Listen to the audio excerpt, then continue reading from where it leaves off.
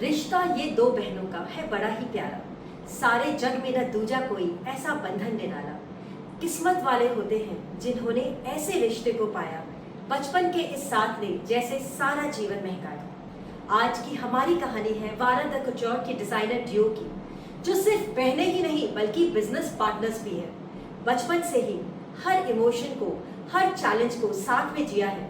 Ups and down से गुजरते हुए इन्होंने जीवन के हर मुश्किल घड़ी में एक दूसरे का हाथ थामे रखा।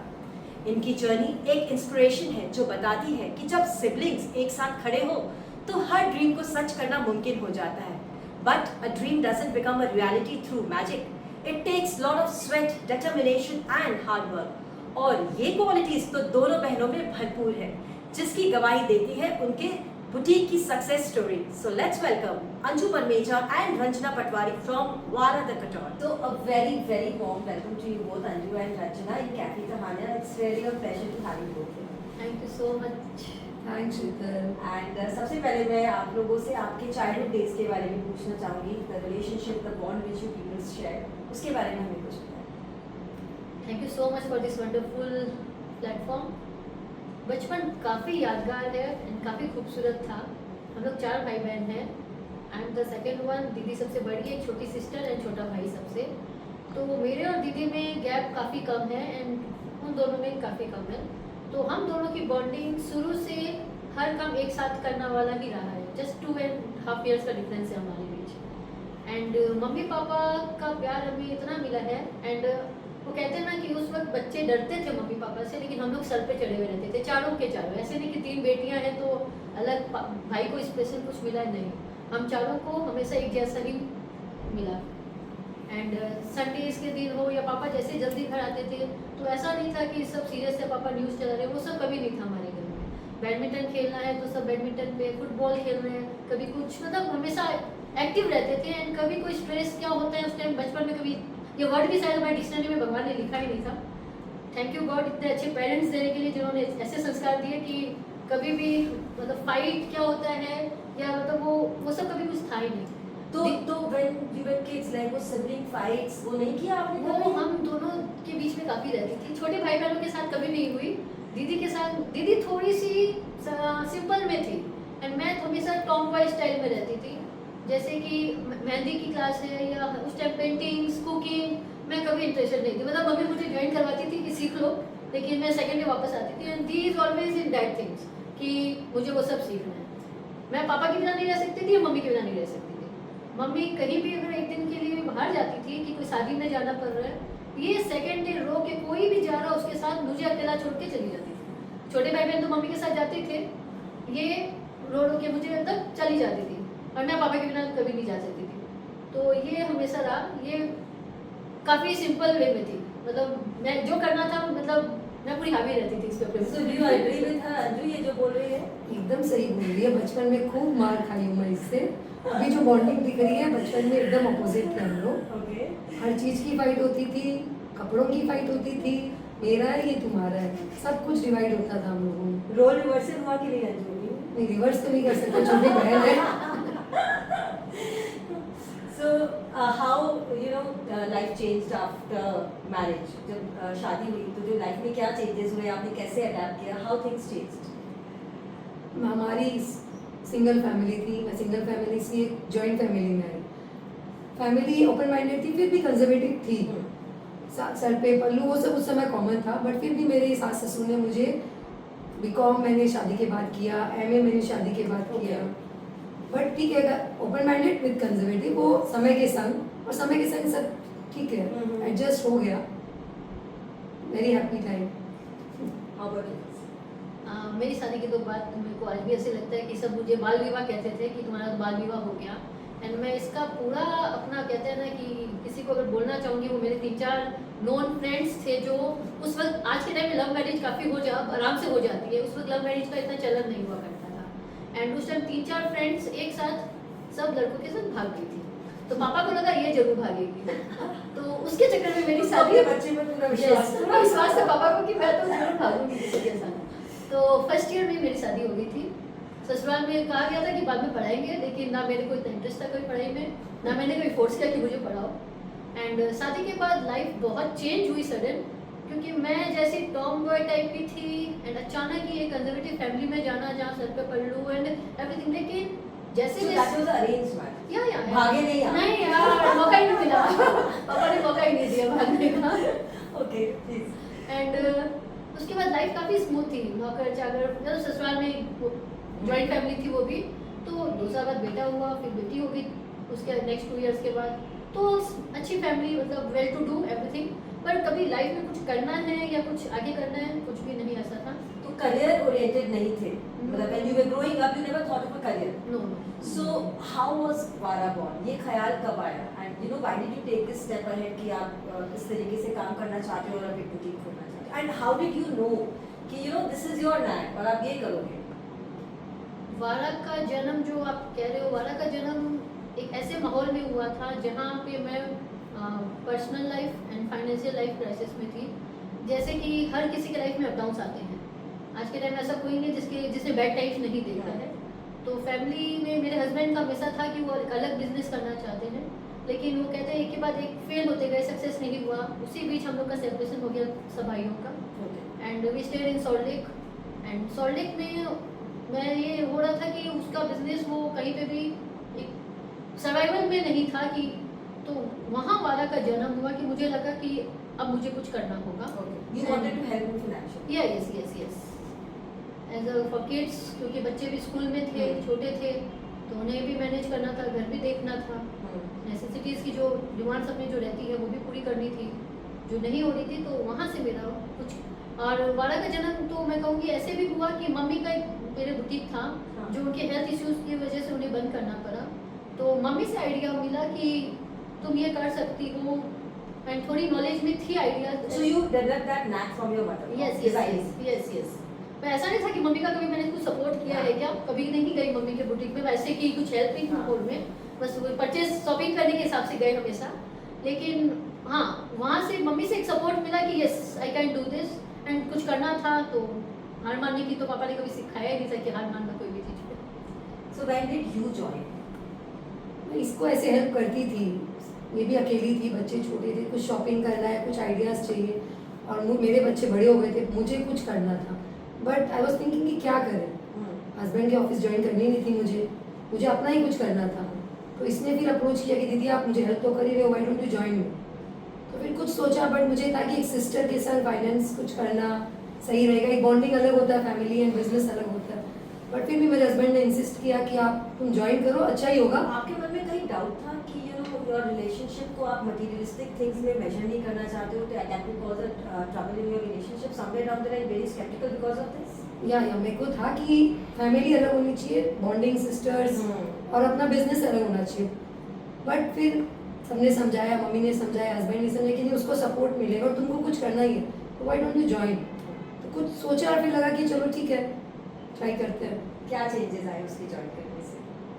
दीदी के ज्वाइन करने से मैं ये कहूँगी कि वो कहते हैं ना एक वरदान टाइप का था मेरे लिए, क्योंकि उस वक्त काफ़ी स्ट्रगल, वारा को मैंने यूनिट स्टार्ट कर लिया था, सब कुछ कर लिया था, मम्मी के टेलर से मैंने काम शुरू किया था दीदी के ज्वाइन करने से पहले। पर मेरी किस्मत से अच्छी, उस टेलर की किस्मत अच्छी थी, जैसे उसने मुझे ज्वाइन किया 1 हफ्ते बाद ही उसका कॉल आ गया दुबई से, and he left me tata and bye bye. And उसके बाद जो एक्सपेंस डेली के मैंने क्रिएट कर लिए थे अपना यूनिट जो, तो वो एक्सपेंस भी मीट करने थे कि कैसे करूँ, तो क्लाइंट्स को कैसे लेके आऊँ, मतलब यूनिट तो खोल दिया, सबसे पहले टेलर्स को खोजना।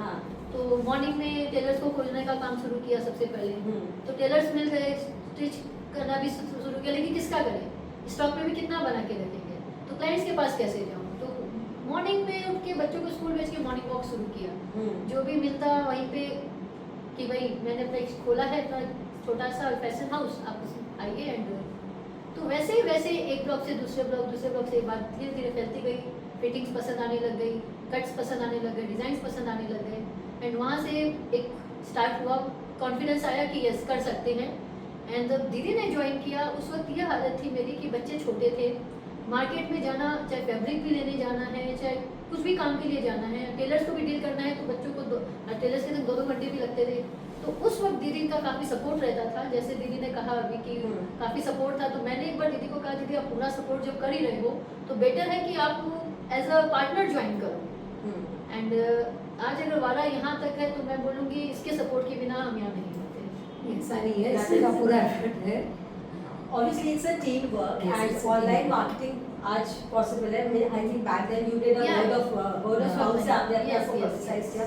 So you started your boutique before COVID or after COVID? No no before COVID. Before COVID. So COVID के समय challenging रहा होगा, एक बार जब work बंद हो गया था सबका, तो what was the आपका उस समय क्या था, आपका business कैसा चल रहा था? How did you cope up COVID period?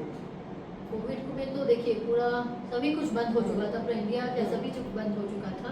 तो उसमें कोप यही था कि वो 3-4 मंथ्स जो थे उसमें जो हमारे सेविंग्स थे उसको हमने यूज़ किया, चाहे रेंट देना हो, कारीगर को भी बैठा के नहीं रख सकते थे, उन्हें भी पे करना था, सभी कुछ थोड़ा बहुत करके किया गया। लेकिन उसमें सबसे प्लस पॉइंट ये हुआ था कि कैफ़े बोल के एक ऑर्गेनाइजेशन है, करियर आफ्टर कैफे, उसमें डेली 3 बजे लर्निंग सेशंस होते थे। एंड वो लर्निंग सेशंस उस वक्त सब बंद था, तो लर्निंग सेशंस अच्छे से करते थे, चाहे वो कभी पेंटिंग का है, कभी ड्राइंग का है, कभी सोप मेकिंग का है, वो सब तो सीखा। एज इन आई सेड कि मेरे को बचपन से ये सब चीज़ों का कोई शौक नहीं था, तो वो सब तो नहीं सीखा, लेकिन काफ़ी अच्छे कनेक्ट्स मिल गए, काफ़ी अच्छे फ्रेंड्स बन गए उस time. And you are good with marketing. ये आपकी बातों से हमें पता चला she is good with her marketing skills. तो उस वक्त कैफे हाँ, काफ़ी वो ऑनलाइन सेशन हमने कि नेटवर्क आफ्टर कोविड हमारा अच्छा कनेक्ट हो गया और सबको चाहिए था कि आप कैजुअल्स घर पे भेज दो, तब तक हम कैजुअल्स नहीं बनाते थे। Okay. बट फिर हमने लॉन्च किया कैजुअल्स, क्योंकि उस समय वही डिमांड था। हाँ. गो रेंज उनको वीडियो कॉल करके हम उन्हें घर पे डिलीवर करते थे, तो हमारा रिवाइवल कोविड के बाद अच्छा हो गया, बहुत फास्ट हो गया था।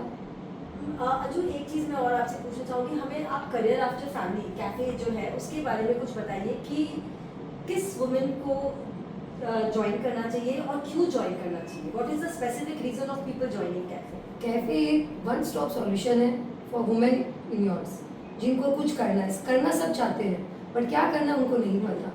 यहाँ इतने ऑफलाइन ऑनलाइन लर्निंग सेशंस होते हैं, इतने प्रोजेक्ट्स होते हैं कि आप अगर ज्वाइन करोगे तो आपको अंदर से कुछ ना कुछ समझ आ जाएगा कि मेरा पैशन ये है, तो आप उसको फॉलो करके अगर आप एक बार ज्वाइन कर लियो तो आपका कॉन्फिडेंस बूस्ट होगा और अप स्किल, आपके जो भी स्किल है वो आप कुछ ना कुछ सीखोगे ही यहाँ पे। आपके स्किल को बेसिकली एकदम तराश देते हैं।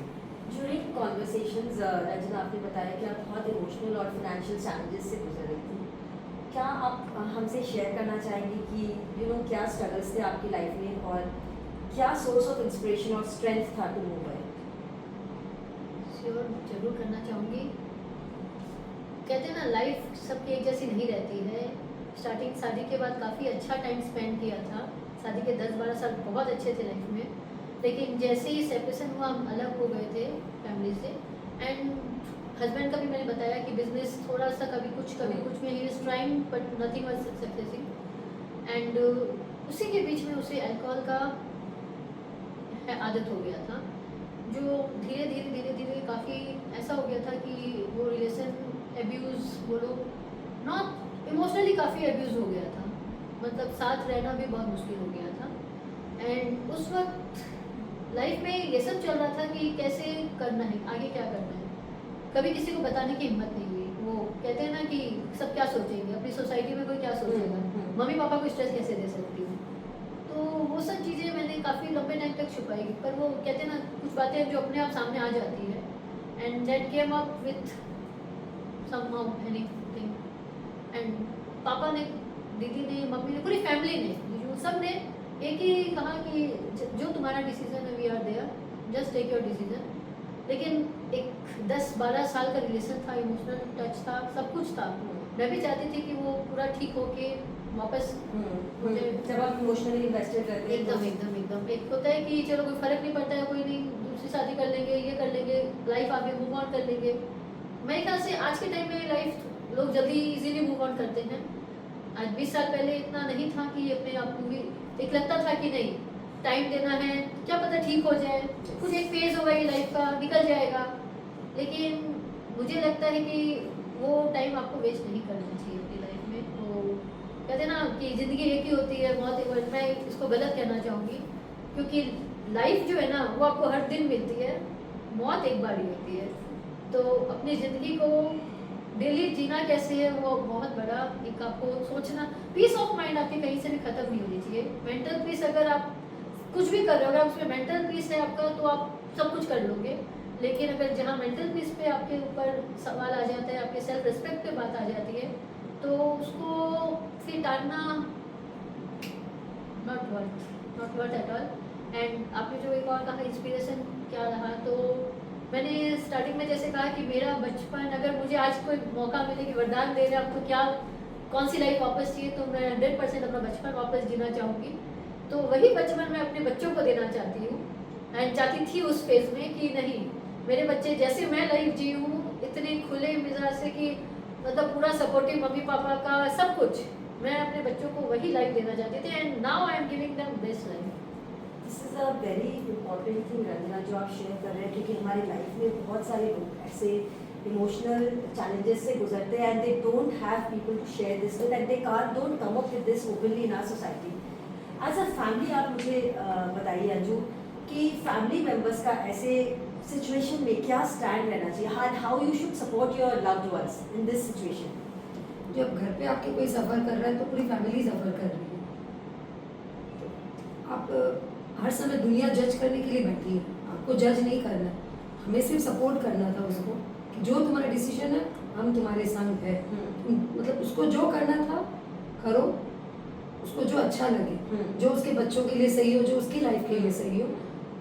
क्योंकि रिलेशन वैसे 1-2 साल का तो था नहीं कि वो भी अटैचमेंट तो उसका भी था, बट विद टाइम सिचुएशन ऐसा हो गया कि तो हम लोग सिर्फ इमोशनली पूरा सपोर्ट था, हमारा फुल फैमिली का सपोर्ट था।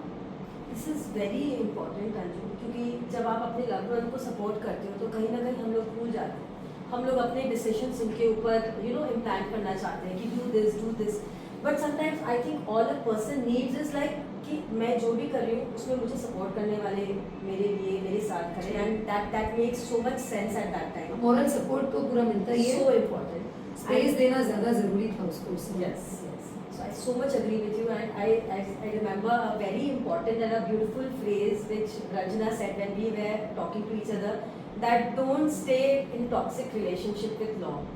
So that is such a beautiful thing. आप please इसको थोड़ा सा और मतलब I would like you to say something to the women who are watching out there कि आप क्या सोचकर मतलब आपने ये लाइन कही थी और क्यों ये इम्पोर्टेंट है।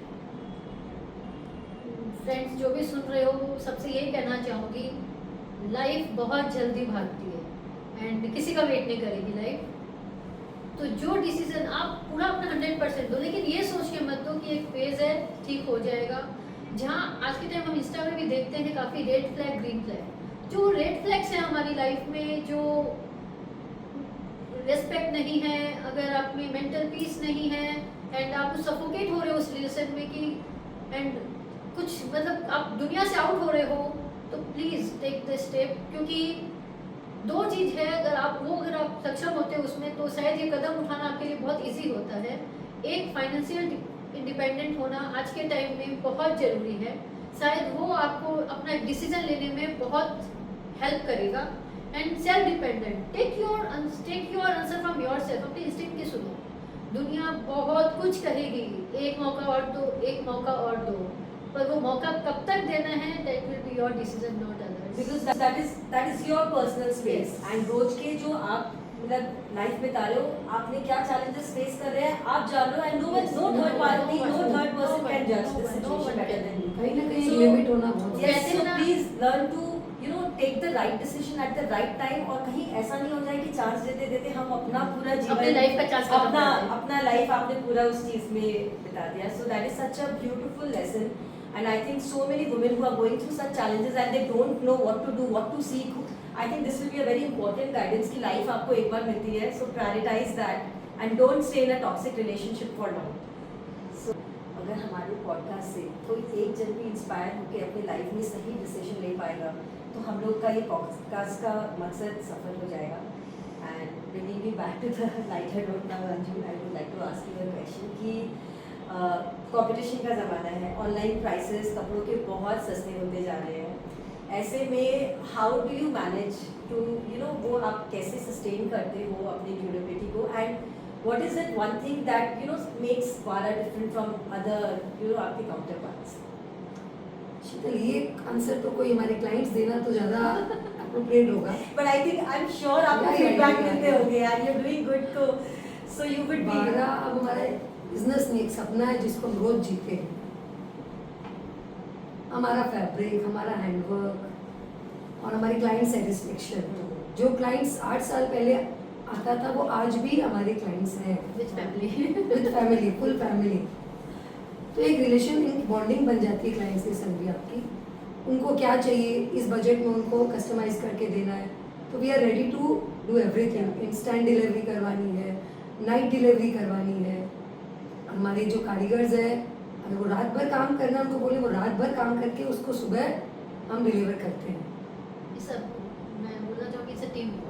Yeah, obviously. जो स्टाफ हमारे आज 7 साल पहले 8 साल पहले से थे, उनमें से कुछ ऐसे हैं जो आज हमारी फैमिली हमारे साथ है, That's तो that makes a huge difference कि हम उन पर ट्रस्ट कर सकते हैं। And plus you're also providing employment to so many people around. Yes So, yes yes yes. where do you see Vara 5 years down the road? सबके wardrobe में। That was a beautiful answer. ये answer हमारे audience भी सुन रहे हैं, so they definitely correct you after this. And my final question for this segment to both of you will be, what is your most memorable moment of cafe? Oh God, so much, so many actually.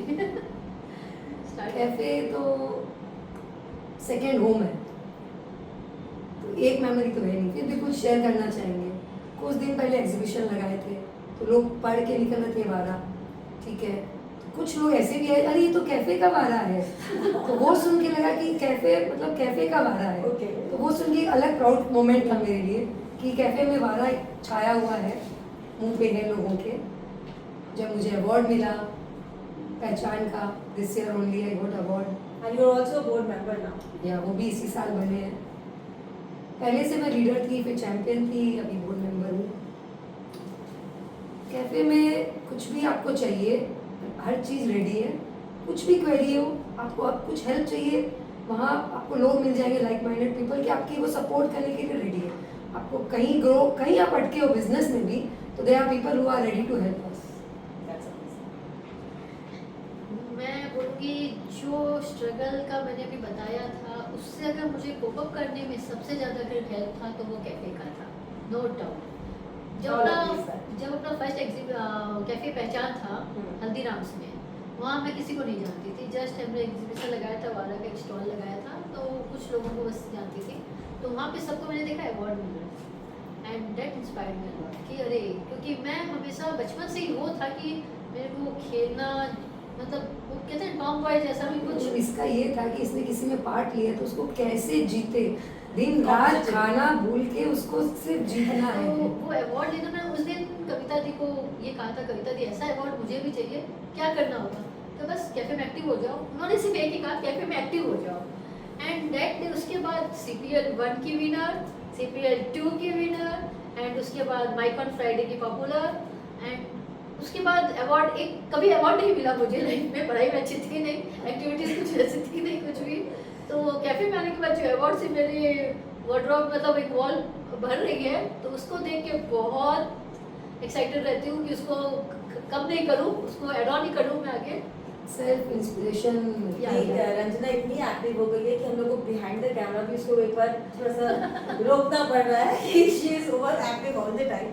So I think it is a beautiful journey of cafe, Yes. and it's a beautiful platform. Yes, Cafe and is it was amazing. lovely talking to both of you on this inspiring journey. With this, we come to an end of our first segment, and I'll see you both in my next segment. Thank you so much. Thank you. और अब हम आपको ले चलते हैं अपने second segment में, जो है छोटी छोटी बातें। एंड क्योंकि आज हमारे साथ है डिजाइनर डियो सिबलिंग्स, तो हम गेम में थोड़ा सा ट्विस्ट ला रहे हैं और हम ये गेम को इस तरीके से खिलाएंगे कि दे हैव टू recognize कि इन दोनों में से ज्यादा वो क्वालिटी किसमें है। तो बेसिकली इट्स पहचान कौन with both of you. So I would request Devika to please give the cards to both our guests.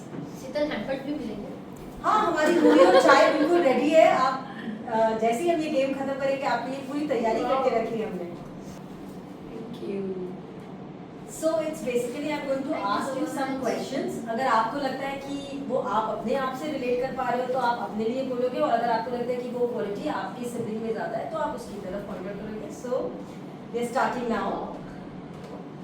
आप दोनों में से ज़्यादा ड्रामा क्वीन कौन है? ओके एक दूसरे के कपड़े कौन चोरी करता है? ओके तैयार होने में ज्यादा देर कौन लगाता है? ओके अगेन दोनों में से ज्यादा चीजें भूलता कौन है? चाबी, mobile? Always, always, always. It's going perfect ना। ज्यादा फूडी कौन है? Me, only me. इसका भी me मुझे देता चाहे. कौन ज्यादा क्रिएटिव है? Now this is going to be tough क्योंकि वो दोनों डिजाइनर्स हैं and you know who is more practical, who is more mature? I am practical. And I am mature. She is mature. I think maturity and practicality goes hand in hand. We both Somewhere are down the practical, line. we both are Yes, yes. mature. मतलब मैं practical ज़्यादा सोचती हूँ ये maturity के साथ practical घुसा देती हूँ. In case of conflict, who wins? Always me. ये अभी भी वैसे ही डरा है। पर मैं डरती नहीं पर डराती तो है. म्यूजिक पर रैंडमली अगर कभी आप प्ले करो तो who is likely to get up and dance? Okay. कभी भी. Who is a better multitasker? Me. ना me. This time me. Who has a better sense of humor? अरे यार इसमें तो सब ये बोलेंगे. Who is a bigger prankster? And finally the very important question, आप दोनों में से कौन अभी जल्दी से मुझे इस पॉडकास्ट के बाद ड्रेस गिफ्ट बना के देने वाला है बहुत अच्छा सा?